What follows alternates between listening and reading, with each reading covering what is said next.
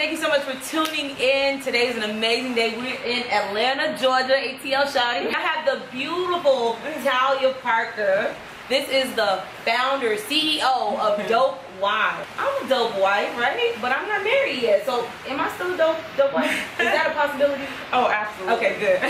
Cool. I like that. So tell us a little bit about Dope Wife. Like what exactly is the organization about? A community for millennial wives and engaged women who are seeking a community to help hold them accountable and be intentional in their marriage. However, the backdrop of Dope Wives came from my first year of marriage. It required me to be completely selfless. And, you know, I had my own goals, my own aspirations, my own dreams, you know, my own vision of how I want my life to be. But then you get married with someone who you have to share that with. Having to deny myself, you know, the things that I so desperately wanted, my husband as well, we had to learn how to work together. At the beginning of your marriage, there were challenges. Now, you don't have to tell us exactly what the challenges were. I ain't gonna put you on blast like that. How do you prepare for these things? You know, because it's kind of like, you would hear these terms like, oh, love your husband, support him. Like, what does that even look like for a person who hasn't been in that place yet and will eventually get there? That's gonna look different for everybody. Sometimes, you know, like we did premarital counseling. We had mentors, you know, working out with other couples. And marriage looks different for everyone because, you know, certain things that I can compromise on could be non-negotiable for someone else. Understanding what that's going to look like, which means talking about those expectations. You know, a lot of times we get married and we just assume that our partner is going to do this, they're going to get this, they're going to understand everything that's going on in our heads, but they don't. One of the things that I wish my husband and I had done was really create a plan. So it's kind of like we had a plan, but it was almost like a rough draft. You're gonna go to school, you're gonna be a doctor, I'm gonna, you know, do my thing. But we didn't really consider what that's really gonna cost, right? So here are these goals, but there's some things you're gonna have to sacrifice in the process. And I don't think we actually took the time to sit down and talk about what that looked like. I was interviewing for amazing companies. One company wanted me to go all the way to Switzerland, and I had been doing all my international travels before marriage. I actually was on my way relocating to Australia before my husband proposed. I had these goals, these dreams, and we didn't really talk it out. Like, what does this look like for us? And we were trying to fit ourselves into this box of what, whether it's what the church says that we're supposed to look like, or our families, or friends. But we didn't sit down and say, hey, what does this mean for us? How did you start the organization? Like, did you just wake up and have an epiphany like, I'm a dope wife, I need to start working? Like, how did that start? Yeah, so actually the name came from talking to my younger sister. She said to me, she was like, Shan is what they call me. She's like, you're such a dope wife. You know, she said, everything you're doing for your husband, she was like, I don't know too many women who would sign up for that. I thought to myself, wow, you know, I am doing a lot, but surely I'm not the only one who are sacrificing major things in my life just to make my, you know, marriage work. I started blogging. And I was very shy about it. So this started from blogging then? Started from blogging. Okay, gotcha.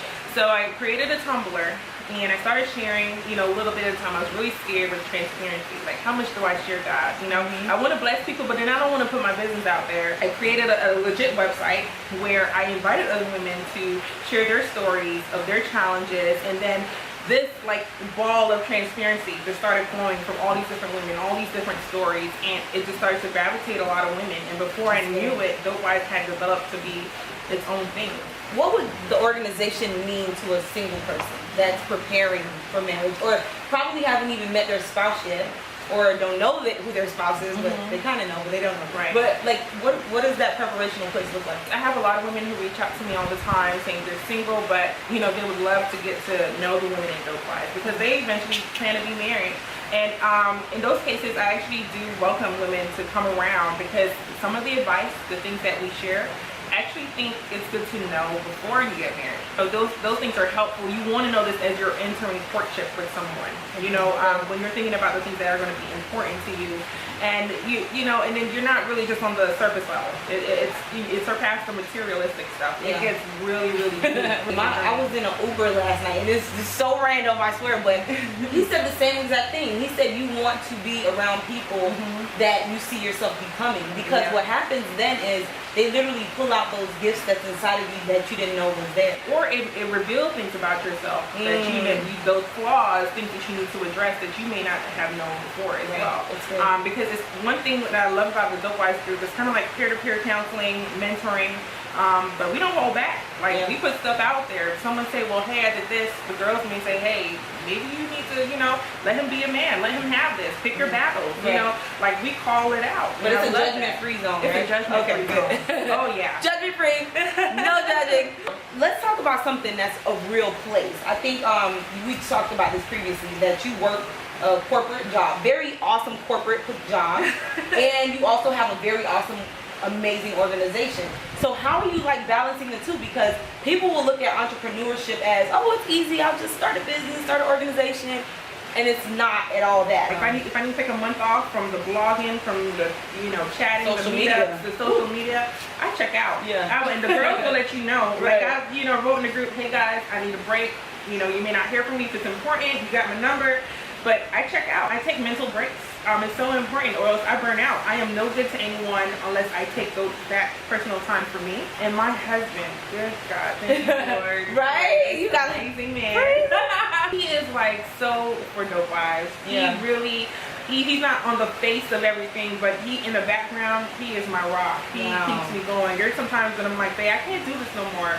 And he was like, babe, you know, I'm sorry to tell you, but this is not about you. It's so much bigger than you.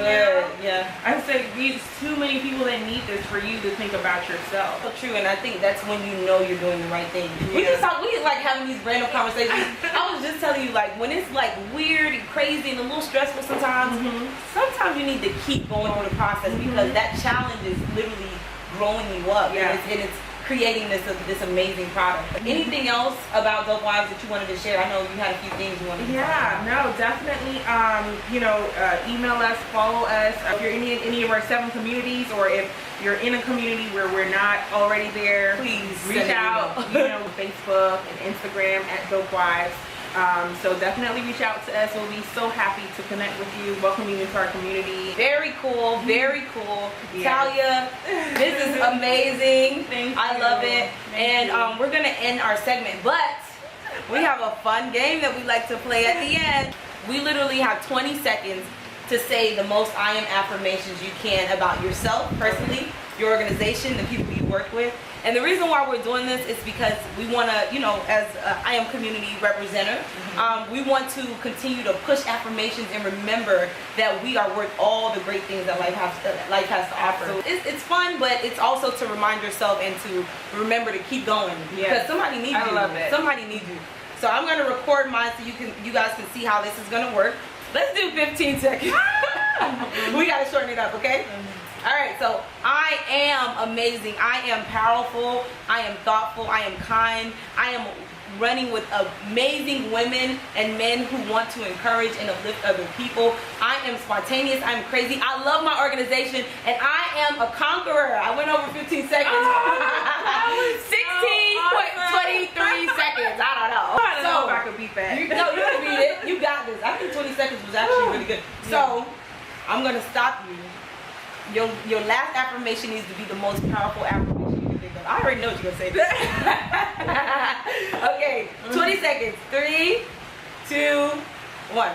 I am an influencer. I am a boast of positive energy. I am happy. I am content. I am supportive. I am loving. I am financially stable. I am a dope one.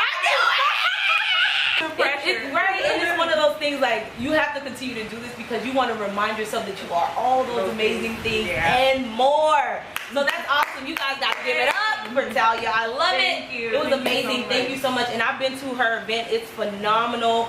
So many great women in the building and just sharing their stories and being transparent. And I'm like, I aspire for that one day. You will get it. Thank you so much, Talya, for being a part of this. Appreciate you guys. See you later. Bye, guys.